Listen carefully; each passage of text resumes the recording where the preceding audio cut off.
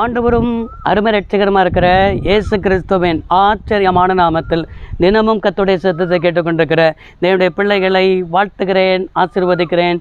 நீங்கள் ஆசீர்வதிக்கப்பட்டவர்கள். இந்த நாளிலும் கூட பரிசுத்த தேவன் உங்களை பார்த்து தீர்க்கமாய் இடைபடுகிற ஒரு வார்த்தை, உன் வலி வேதனைகள் மாறும்னு ஆண்டவர் சொல்லுகிறார்.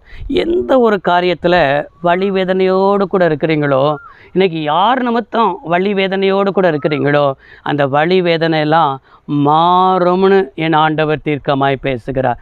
வேதத்தில் ஆபிரகாமை பார்த்து ஆபிரகாம் சொன்ன ஒரு வார்த்தை, ஆபிரகாம், சாராள், ஆகார், இந்த காரியத்திலேருந்து ஆண்டவர் இன்றைக்கு உங்களோடு கூட பேசுகிறார்.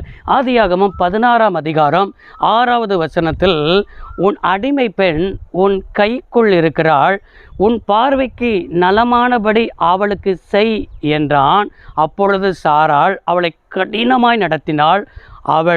அப்பொழுது அவளை விட்டு ஓடி போனாள் என்று என்ன செய்கிறோம், வேதத்தில் வாசிக்கிறோம். யார்?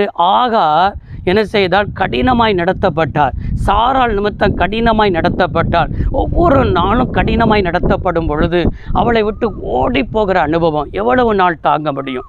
கடினமாய் ஒரு காரியம் நடத்தும் பொழுது ஆபிரகாம் கூட சொல்லிட்டாரு, உன் கையின் கீழே தானே உன் அடிமை பண்ணிருக்கிறா, நீ உனக்கு நலமானபடி அவளுக்கு செய் என்று சொல்லி அப்படிப்பட்டதான உத்தரவாதம் வந்தவுடனே இவளை எப்படியாவது எந்த அளவுக்கு அவளை வார்த்தையினால் வேதனைப்படுத்த முடியுமோ, சரீரத்தினால் வேதனைப்படுத்த முடியுமோ, எவ்வளவு வேதனையை கொடுக்க முடியுமோ அவ்வளவு வேதனையும் சாராள் என்ன செய்தார், ஆகாருக்கு கொடுத்தாள் என்று பார்க்கிறோம். இதே போல தான் நீங்கள் வேலை பார்க்கிற இடத்துல சில மனிதர்கள் உங்களை வேதனைப்படுத்துகிறார்களா?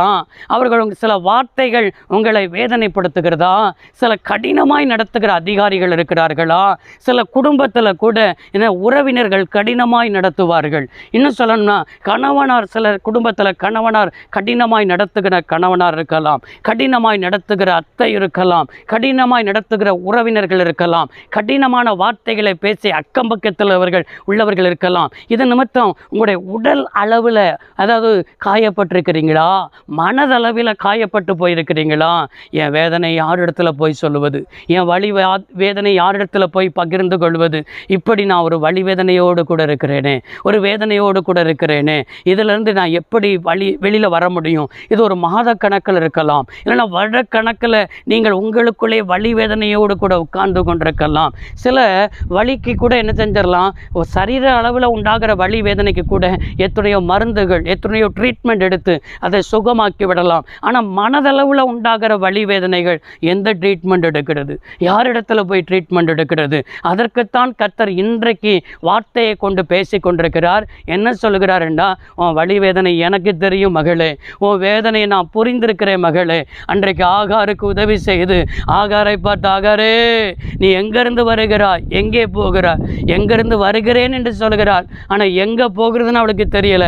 கர்த்தர் சொன்ன ஒரு வார்த்தை, நீ உன் நாச்சியாரின் கைக்கு கீழே போய் நீ அடங்கி இரு என்று கர்த்தருடைய வார்த்தை வந்தது. நான் உன்னை பெரிய ஜாதியாக்குவேன், உனக்கு ஆண் குழந்தையை தருவேன், அவனுக்கு இஸ்மவேல் என்று என்ன செய்யன்னு சொன்னால் பெயரிடுவாயாக என்று சொல்லி கர்த்தர் அவளோடு பேசினார். அதனால தான் என்னை காண்கிறவரை நானும் இவ்விடத்தில் கண்டேன் என்று, என்னை காண்கிறவரை கண்டேன் என்று நீர் என்னை காண்கிற தேவன் லாகா ரோயி என்று பெயரிட்டாள் என்று சொல்லி வேதத்தில் வாசிக்கிறோம். அப்படி என்றால் உன் வலி வேதனையை, உன் வேதனையை அவர் பார்க்கிறார்.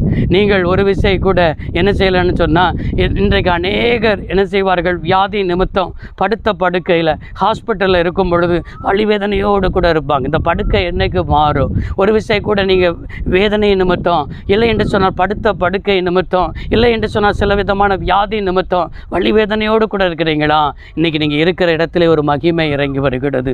இன்னும் நிறைய பேர் கடன் சுமை நிமித்தம் வலி வேதனையோடு கூட என்ன செய்வார்கள், காணப்படுவார்கள். சிறைச்சாலையில் வலி வேதனையோடு கூட இருக்கிறவர்களை நான் பார்த்திருக்கிறேன். அது மாத்திரமல்ல, உறவினர்களை விட்டு விட்டு வெளிநாட்டுக்கு வேலை செய்கிறவர்கள் வலி வேதனையோடு கூட என்ன செய்வார்கள், கஷ்டத்தோடு கூட இருப்பார்கள். ஹாஸ்டலில் படிக்கிற பிள்ளைகளை கேட்டு பாருங்கள், ஹாஸ்டலில் சாப்பாடு எனக்கு பிடிக்கலாமா, இங்கே உள்ளதான ஃப்ரெண்ட்ஸ் எனக்கு பிடிக்கலாமா, இங்கே நடத்துகிற காரியம் எனக்கெல்லாம் வேதனையாக இருக்குமா அப்படின்னு சொல்லி என்ன செய்வார்கள், சொல்வார்கள். இந்த வார்டன் எனக்கு ரொம்ப கடினமாக நடத்துகிறாங்க, இந்த பிள்ளைகள் எனக்கு கடினமாக நடத்துகிறாங்க, எனக்கு பிடிக்கலை டேடி, பிடிக்கலை மம்மி, இந்த ஸ்கூல் எனக்கு பிடிக்கலை டேடி, இந்த ஸ்கூல் எனக்கு பிடிக்கலை மம்மி, இந்த டீச்சர் என்னை கடினமாக நடத்துகிறாங்க, இந்த சார் என்னை கடினமாக நடத்துகிறாங்க.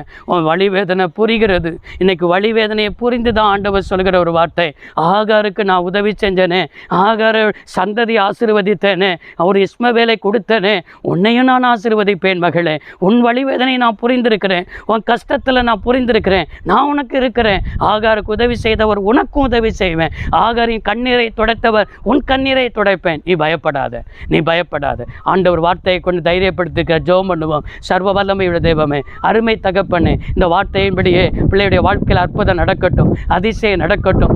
ஆகாருக்கு உதவி செய்தது போல பிள்ளைகளுக்கு உதவி செய்யும். பிள்ளைகள் வாழ்ந்திருக்கட்டும், சுகித்திருக்கட்டும், நன்மை அனுபவிக்கட்டும். இயேசு ரட்சக நாமத்தில் பிதாவே, ஆமென். கர்த்தர் உங்களை ஆசீர்வதிப்பாராக. God bless you all.